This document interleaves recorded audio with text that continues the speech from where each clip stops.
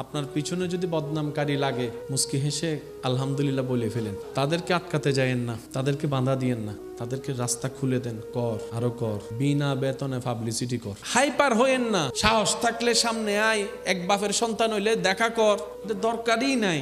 আল্লাহ আপনাকে বিনা যুদ্ধে জয় করতে চাচ্ছেন, আপনি কেন যুদ্ধ করে খামাকা শরীরে শক্তি নষ্ট করবেন? দরকার কি? ছেড়ে দেন না তাকে আপন হালতে। সে বদনাম করবে, আপনার গুনাহ নিবে। সে বদনাম করবে, নিজের সওয়াব আপনাকে দিবে। সে বদনাম করবে, আপনার প্রচার করবে। সে বদনাম করবে, আপনার নামটা যে জানে না তাকেও শুনাই দিবে। তো সে যখন বিনা বেতনে এমন কাজ করতে চাচ্ছে স্বইচ্ছায়, আবার অন্যদিকে ওয়াইলুল্লি কুল্লি হুমাজাতিল লুমাজা তার উপর অর্পিত হবে, আপনার টেনশন কি?